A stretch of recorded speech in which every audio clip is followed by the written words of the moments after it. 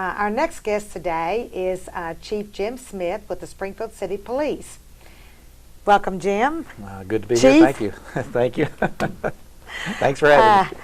Well, I just wanted to talk with you about what's going on with the police department, and I don't know, you've probably been on Channel 6, I know, for various other things before, but I wanted to Probably get just a little bit of background on you, since Okay. you've been the police chief now for how long? Well, a little over 4 years now. June of 2011, I took over as chief.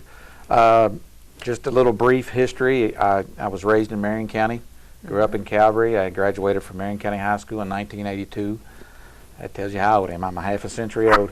I went into the Air Force after that, did 4.5 years in there as a security policeman, and got out, went to University of Louisville, graduated from there, and eventually made my way into law enforcement. And I've retired from another department and was fortunate enough to get hired here in Springfield.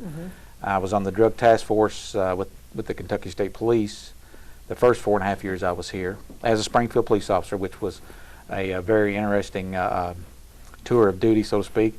And then after that, I assumed the position of chief when the last chief retired, and I've been chief for a little over 4 years now. Yeah. Pretty quick history. Well, that's good information, and the interesting thing about that is, you're just a old country boy from this area. Right. Yeah, my grandfather grew up here and raised his family here. Pop Smith. Right. All the Smith brothers and sisters, and of course Larry and Jeff, and all the ones that went to UK and played football and on to pro football from there. So a lot of people know me that way, and I run into people every day. Say, "Oh, I know your dad. I grew up with your dad. Me and your dad used to do this." So it's good to be here. Now, Pop was your grandfather. He was my grandfather. And your father is Frank, one of his sons. Okay. Yes. Right. So the football players are my uncles. Right. And they're my age and a little bit younger, so it's kind of strange to have uncles. I know. But I am very happy to be here in Springfield. It is a very good, nice, small town.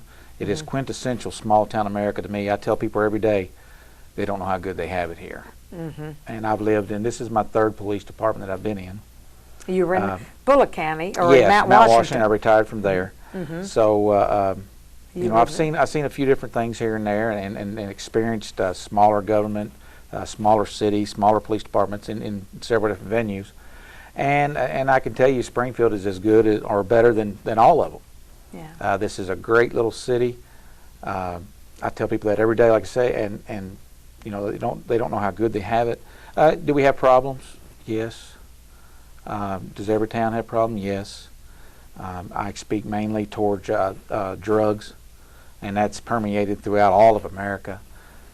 We've been fighting the drug battle for, since the 60s. Probably a couple $1 trillion, I think they estimate, that we put into it. And it's still out there. It's still hard, and it's hard to fight that battle, especially when we're a small department. There are several residents here that have been affected by drugs, not necessarily as addicts or drug sellers or drug traffickers or drug dealers, but just the after effects of drugs. Most of our crime, particularly theft, is related to the acquisition of drugs. They want to steal something to trade for drugs, or steal something to sell to get money to obtain more drugs.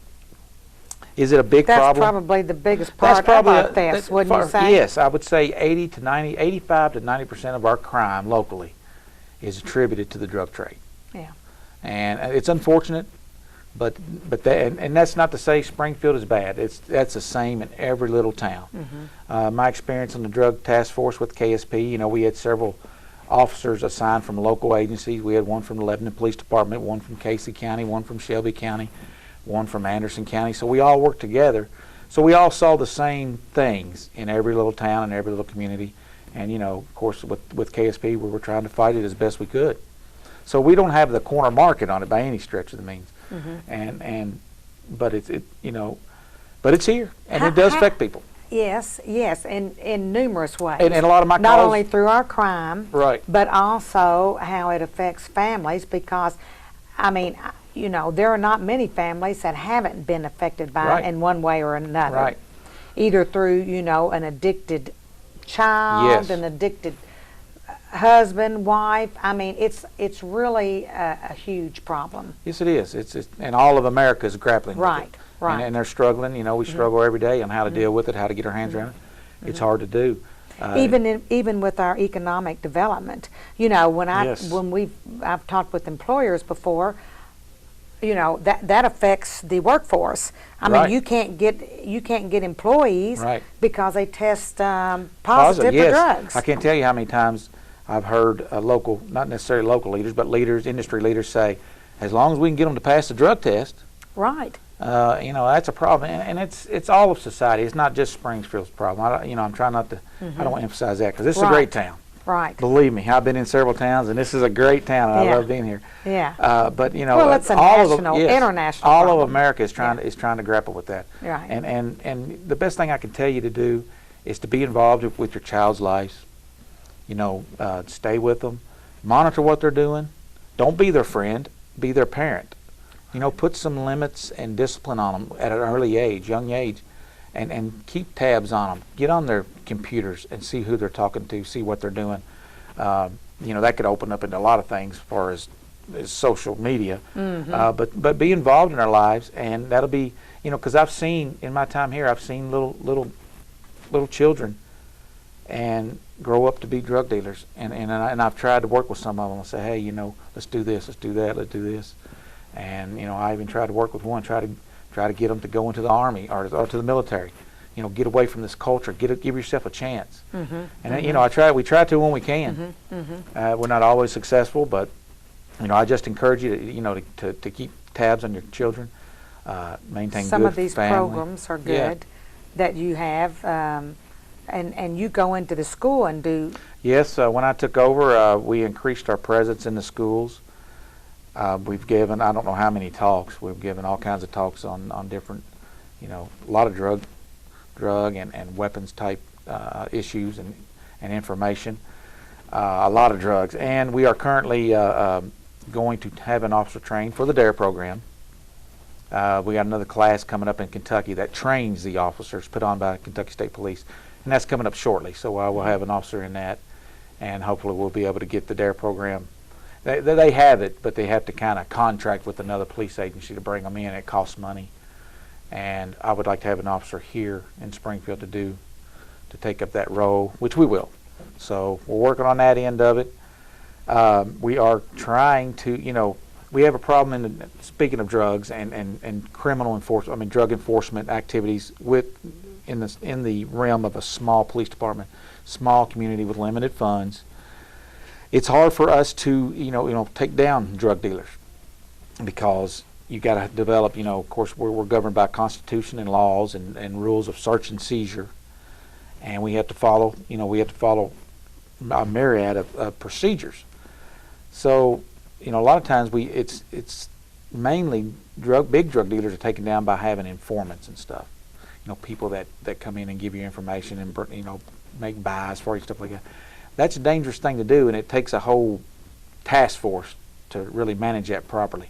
So for a small department, and we're working towards this right now, one of the greatest tools, one of the best tools out there for drug enforcement and for just a good community PR project is to have a canine officer, have a canine search dog. Just for example, an officer can make a legitimate, real good, you know, a good traffic stop, a regular traffic stop. He's the canine officer. He goes up there with his dog, and the dog hits on an odor of drugs. So that dog establishes probable cause for us. Even though we couldn't see it and we couldn't smell it, the dog is trained so that when he does, and that gives us a tool to get into that vehicle and get those drugs. So, and we've been working on that project. It's a little bit in the making. It takes some time to put all that together, to get the dog, to get the funds available, to get the training, because you know you have to have a specific officer assigned to that dog, and he has to stay with that dog. He stays with them all the time. I mean, they're pretty much. I always coin the term he's married to the dog, or he or she is married to the dog, because you can't even go on vacation without doing something with that dog. But we're working on that, and that is, to me, that is going to be a valuable tool for a small department with limited funds and limited manpower, which we have, in order to fight, the drug problem. Yeah. Well, that kind of gets scary, though, Oh Jim. yes, I know. I think about that situation with the police Right, officer. right.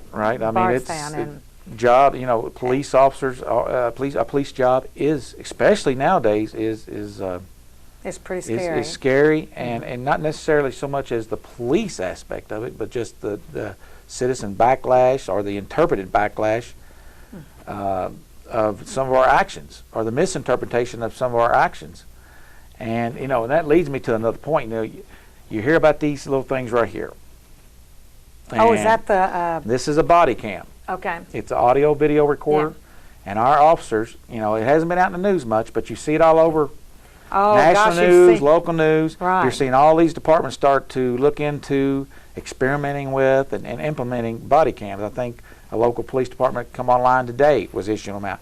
Well, Springfield has had this going for over 6 months now. Yeah, we've been ahead of things Yes. here. So all our officers are required to take them with them, to wear them, and you'll usually see them, hooked on their uniform somewhere. And if they do anything that involves official police action, they're required to turn them on. They are, officer initiated. The officer has to turn it on and record. It's a one-touch record. You hit that button, it starts recording, and it proves invaluable. It's good evidence. So you've already. Yes, we've already used it. Used it. And we've gotten, it's kind of, we already know, but all the prosecutors now, both in the district court level and the circuit court level, one of the first things they ask for is, let me see, have the video. We need the video and the audio. So it's becoming an accepted thing around here, which is good. And it's a good program. It is secured evidence. The officers, once they record, they go at the end of the shift and they have to download it to a secured server that only one person has access to, treated just like evidence. And that is, that video audio recording can only be reproduced and showed as evidence for court. Yeah. And it proves invaluable. And just from a administrator position here, it has proved. I've already used it 2 or 3 different times when people come in and say, "Hey, I didn't like the way your officer treated me," or "This officer said this to me," or "This officer did this to me." And I said, well, I get the facts and whatever. And I said, well, let me go check. I'll go check the video and audio. We should have it on audio and video, and I'll get back to you. And more often than not, the actions were just misinterpreted or not quite how they remembered it. And the video, supports us, and it has been a good tool for that. Well, and it can also support the victim. Yes, Because that's what it's for. I don't mean necessarily victim, but who, if Somebody a police that feels- officer made an arrest, Right. and there was something improper Right. with the arrest, And that's would what it's for. support the victims. Yes, because whatever's recorded, good or bad, Good or bad. is subpoenaed to court Right. and becomes part of the evidence chain and will be presented at court as evidence. Right. So if the officer is acting irresponsibly or not, according to policy and procedure, it will show that too. And appropriate action can be taken. But so far, it's been positive. It's been a positive tool and a good tool for us. So when you see us out there taking calls and stuff, you'll see this little thing. Yeah. And it records at night. It does a good job. But we've kind of been ahead of the curve on everybody. Like I say, we've had these probably for 6 months or better. And I know Lebanon PD has had them for about that long. And we were able to secure those through some grant money, if I recall. Yes. Matter of fact, we've secured part of it through drug asset forfeiture money. Okay. Where drug cases, drug dealers are arrested and they're caught with so much money or property or whatever, it gets seized by the court. And eventually, if they're found guilty and they fall under certain laws, that that property or money can be returned to the police department to buy equipment, training, whatever, that kind of thing. So these were attained some with some drug asset forfeiture money. Yeah. Which is a good program. Yeah, really good. And so now let's talk too about, because I know there's that commercial all the time about turning in your old prescription drugs. Yes. And I think that's an excellent program. Yes. And people just come in there and throw that yes, stuff in the in the metal that container in metal our foyer. container, like. We have a dedicated metal bin that's, locked up and only one way in to drop the pills. But it's open 24 hours a day. No questions are asked. You come in, drop your old pills, prescription pills. We don't take liquids and syringes and inhalers and stuff like that, just pills. Yeah. But we have a lot of people who an elderly family member has passed away that had cancer and had a lot of pain pills and stuff. They don't know what to do with them. So and we've gotten the word out pretty good, but this will help too. They can bring it to the police department anytime and drop them right in that pill bin. And we have to follow certain procedures on how to get rid of that. And last check, we have to weigh it out before we take it to be disposed of. And the last check, I think we had accumulated over 56 pounds of pills. That's a lot. So it's well used. Yeah. And it's a relief because I've had a lot of people, and we get a lot of calls. What do I do with these pills? I don't know what to do with them. I'm scared to do anything with them. They're pain pills, morphine, that kind of stuff. So now they have an avenue to get rid of them legally. Yeah. And they don't have to nothing to fill out. You just come in, show it to the dispatcher. You're going to drop it in there. You drop it in there, and on your way.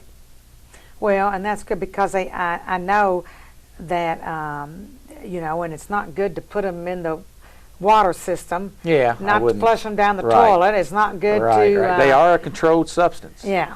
There's But they laws can contaminate. Right. There's laws that govern the possession and use of those. So just to be on the legal safe side, just bring your old pills or your grandfather's old pills or your grandmother's old pills or your aunt's or whatever. Bring them up there to the police department any time of the day or night. Drop them in that metal bin. You'll see it, and everything's legal, and you don't have to worry about it. Yeah. Well, that's good. a And that was program. and that was acquired on a grant obtained from Communicare. Our local Communicare offices had a lot to do with that, and they implemented the program. I know in the Tri-County area, Nelson, Washington, and Marion, and it's been an excellent program. Yeah. Excellent. Yeah. Probably one of the better programs that's come along in a long time, along with the body cams. I think, they are good.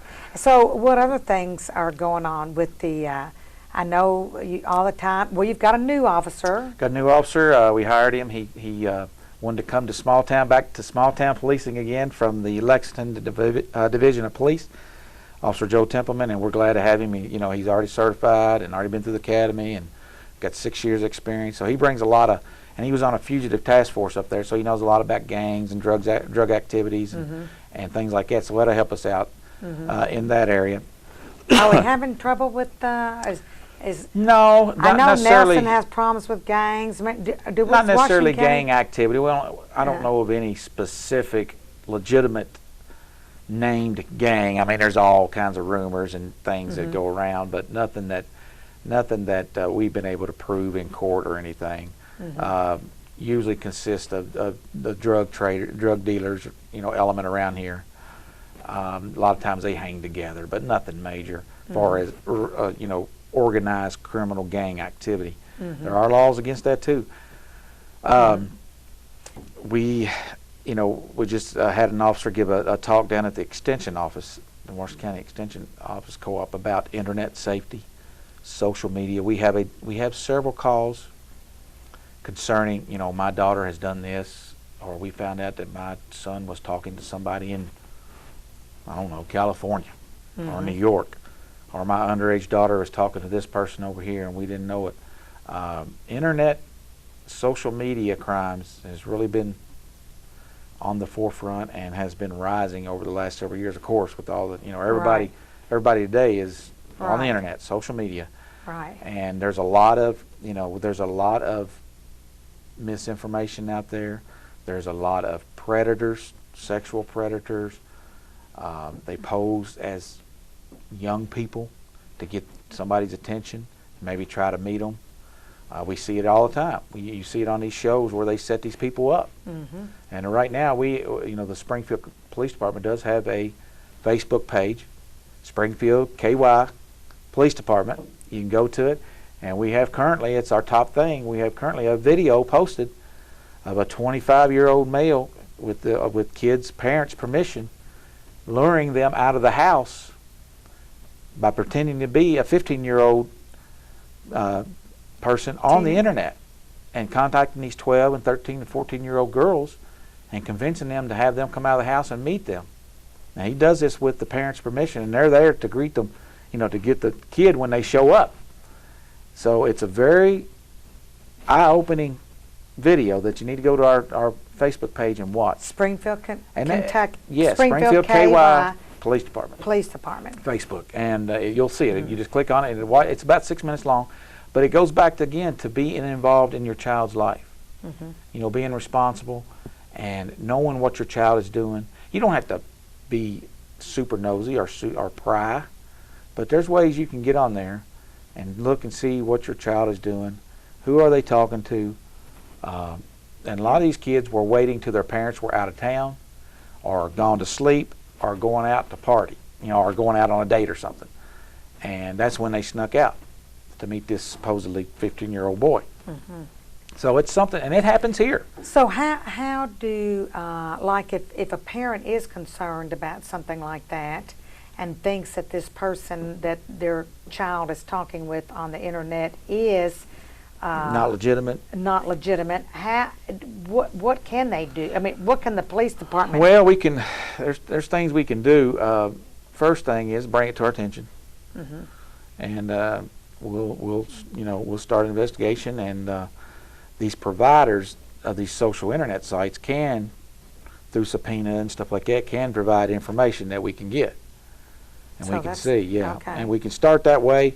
And work it from that end and see what happens. That means somebody in your department is having to learn to be an expert Well, on the computer, yes, aren't they? so and some of my new hires, some of my younger guys, I call them my younger guys, they're brought up on all that stuff. Matter of fact, Yeah. the person that gave the internet safety talk the other night at Extension Office is one of my young officers.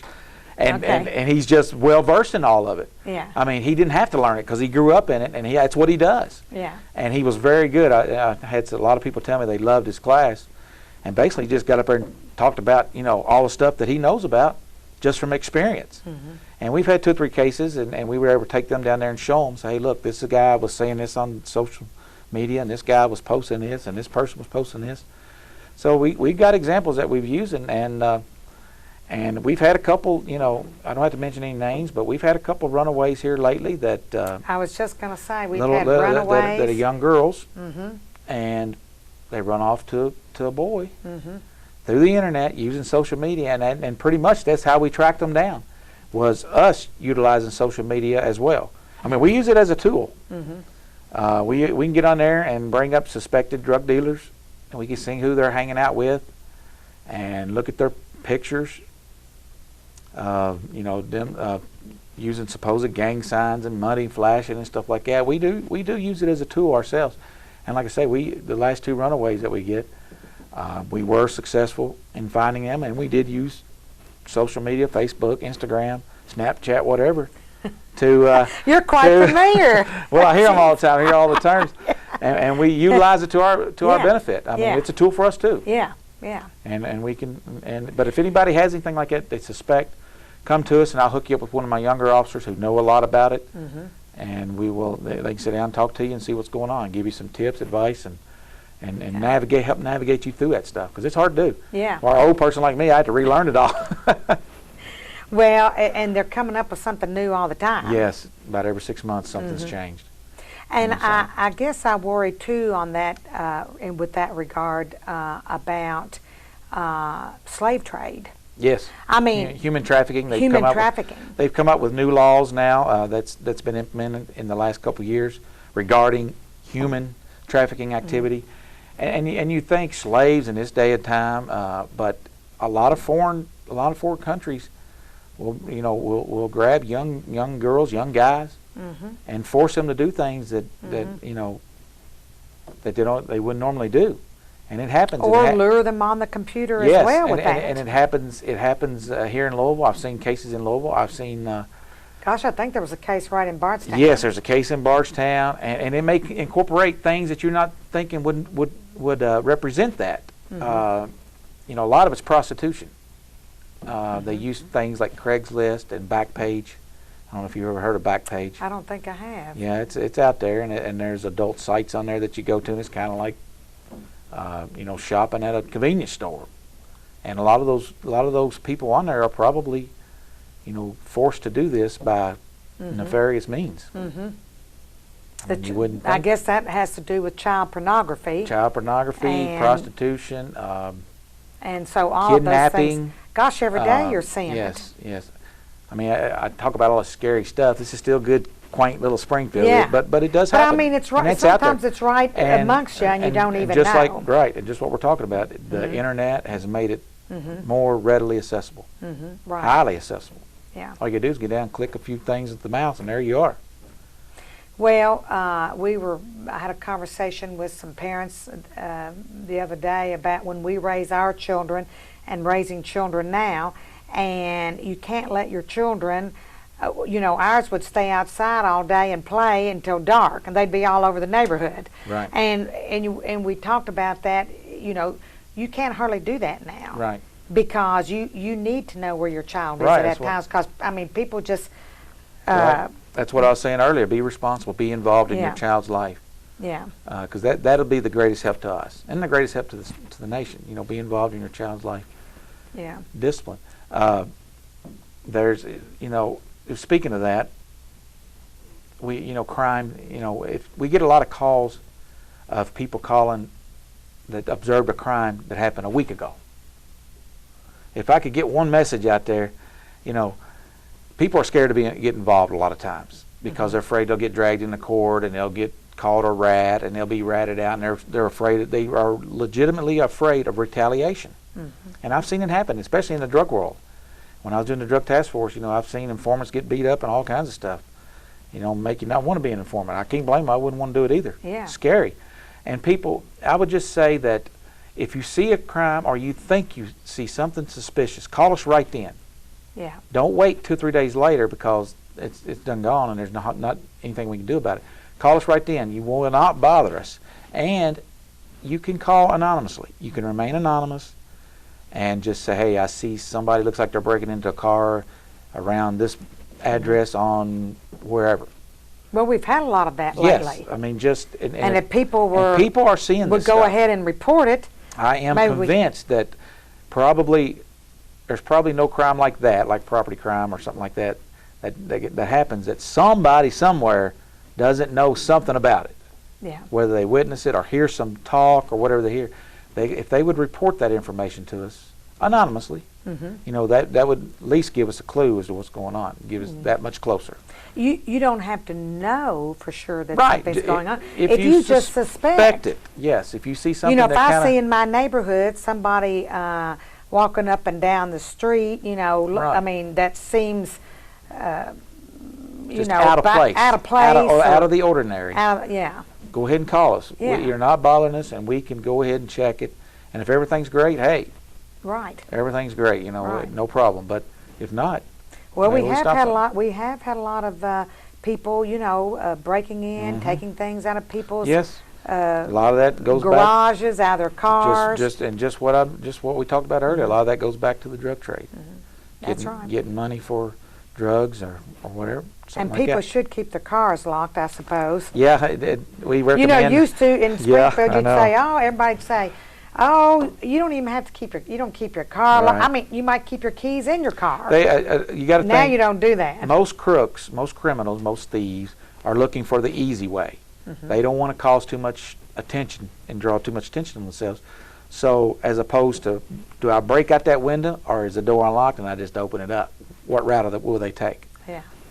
Yeah, we would recommend that you lock your doors to your house and to your cars and to your garages, and especially with your car. If you have valuables in there, get them out of play, get them out of view, put them in a trunk or put them under the seat or something like that. We would highly Any other recommend that. recommendations you might have for people in the community? Uh, Just in general just about in general, crime? just about crime. I would like to just reiterate: if you see something suspicious, call right then. It's important that you call right then because we can send an officer right then and pick it up and maybe stop something before it happens. That's the biggest thing I have because I've been doing this almost 30 years, and if I can tell you how many times I've had somebody say, Well, yeah, I saw the other day. You know, I saw this the other. I said, why didn't you call right then? We could have, you know, we could have got right on it. Yeah. But you know, people don't want to get involved too much. They're scared, and I understand that. But they can call anonymous. Well, when people start taking, you know, you see these neighbors now, they're saying, take back my your neighborhood. That is one way to do it. And make the call right then. And people are, you know, watching out and taking turns and having people right. watch. And we will not show up on a scene and give your name out. Yeah. We're not going to roll up to this call. I get that a lot. We're not going to roll up on a scene and stop somebody and say, well, such and such down the road just called and said that you were doing this. No, we're not going to do that. Yeah. You can remain anonymous. We wouldn't do that anyway, even if we did know your name. But you know, go ahead and call. That's the biggest thing that I can think of. If you think it's suspicious, looks out of the ordinary, doesn't look in the right place, something just don't seem right, go ahead and call. Yeah. Right then. That's Okay. my biggest. That's one of my biggest. That would be your recommendation to the community. It would help you might help you solve a lot of crimes that have gone unsolved. Yes. If someone had just called right then. Yes, exactly. And like I say, I want to reiterate, this is a great community.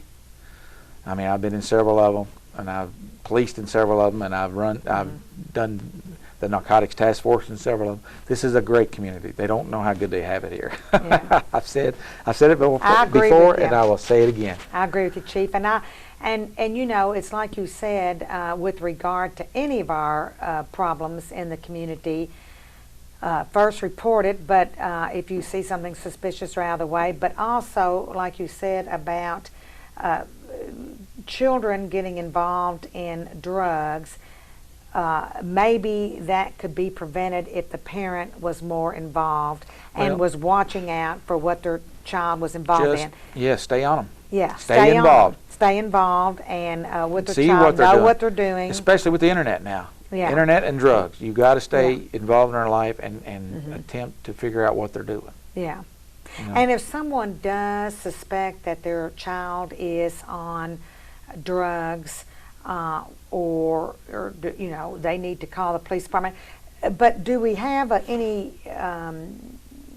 Of course, the churches and things are all involved with youth activities that are helping with. Yes, there's some local treatment centers. Well, I say centers. There's one downtown Main Street. Right, I've been wanting to interview them. I can't think of his name offhand. I know, see him every day. I know. But he does a wonderful job. Yeah. And if a parent has a teen or something or a young adult that has a problem, take them down there. Yeah. He does a great job. I can't think of his name right now. I just saw him this morning. I know too. I'm gonna have him. And, but if they have a concern or about that, they could call the police department. Yeah, we could tell them. We could tell them them what our recommendations would be, and we can come out and talk to them. And Communicare also is. Communicare helps out. Has a drug and alcohol problem. Yes, there's places. There's several places you can get on the internet, like I say, and Google it. Right. And figure out. But there are some local things around here. You can call the social services program people. Service office, They can direct you to somewhere. Outpatient where you can check somebody in. Like I say, we have that one downtown. Communicare. Of course, you know, pastors and stuff like that will be glad to help. But if they have a problem and they suspect a problem like that, go ahead and call us, and we'll help them out the best we can. Yeah. Well, it's like when I was talking with the health office educator. You're also resource and referral. Right. You know, if if someone has a problem and they don't know where to go, and they can call you all, and I know you all would we'll eventually give them information. Get them to the right spot. Yeah. We'll at least give them someplace to go or to call or something. A contact. Yes, and we do get a lot of calls like that. Yeah. You know, when everything else is shut down, we get the calls. Yeah, I know. And it always happens like 12 o'clock at night. And so not only do you, because you also investigate child abuse and neglect with the social services yes. and adult abuse and neglect, and you have ongoing investigations all the time. Yes, I mean that's just like any police department. We have those things going at any given time. Yeah. It's unfortunate, but we do that. And something about the police department, we have some groups that make up backpacks for the kiddos. Boys and girls, different backpack, little toys and soap and shampoo and toothpaste and coloring books and things like that. By I think it's the Washington County Homemakers Club or Springfield. Yeah, I think it's the Washington County Homemakers. Yeah, they regularly bring us All the different homemakers. backpacks. And we do take gently used car seats for donation, because we do give them out to needy people from time to time. Just gave out one the other day. A person that needed a car seat and didn't have the means to buy one, I said, here, we got it right here. And we'll take, if anybody wants to bring those in. I think there's an expiration date on them. Check the expiration date. If they're not expired, we can take them. If you no longer need them, donate them to us, and we will get them to a needy person. You wouldn't think we'd have that need, but we. Oh yeah. As a matter of fact, I need 2 right now, and we're out. Infant Yeah, car seats. car seats. Okay. And if anybody has any they would like to donate, I need a couple right now. Okay. I have a needy family, and you wouldn't think that would come up, but it's kind of coordinated through now, us, so we do the health it. department used to do that, and I didn't ask them about that. Well, we do it. I know Bardstown Police does it, and I think Lebanon do it. So if anybody, I just happened to think of that as we were talking.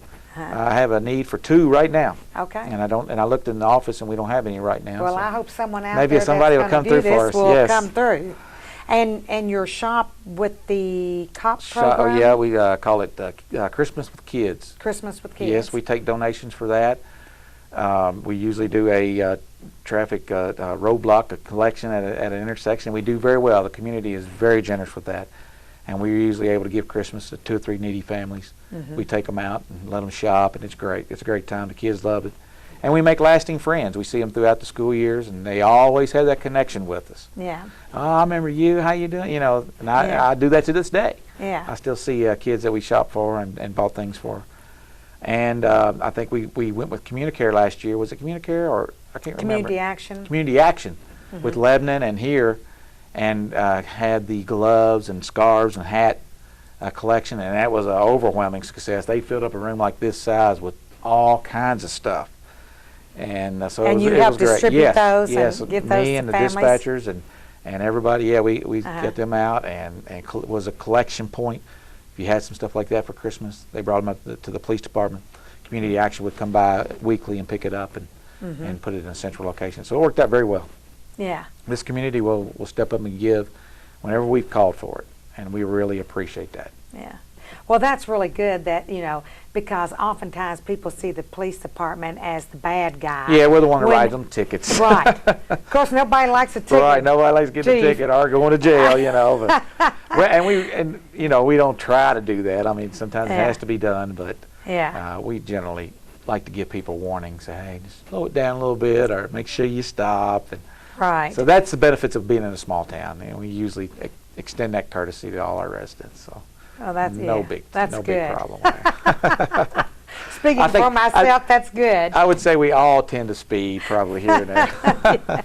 And so that's good that because that gives you all a positive connection with the community. Yes. And particularly with our young people. Right. Because they need to view the police department they see as us in a different role. positive influence in their lives. They don't see us as coming to arrest their mom or their dad. They see us more as caring, a caring person. And once we make that bond with them, like I said, I still have it to this day. I see kids in the school system that we've provided for in the past, and instant bond with us. They can come up and feel at ease in shaking our hand, talking to us. They don't have no problem with it. And hopefully that'll keep them on the right track. Well, a little bit. Every little bit helps. Every little bit helps. Yes. Every little bit helps. Yes. So, well, I appreciate. I could talk with you about. Well, we could talk about a lot of things, but I want to thank you for being here today. Well, I appreciate you having me. Notice, I appreciate you having me. And I'm glad to see that things are going. We're not well. perfect. We're not perfect, but we try, and we're constantly striving to be better, and hopefully we will be. And it's like you said, we're blessed to be in a nice small community. Town. Yes. Right, Springfield and Washington County. That is correct. Yeah, and thanks for being our chief, Jim, because you do a great job. I appreciate it. Thank you very much. Appreciate it. All right.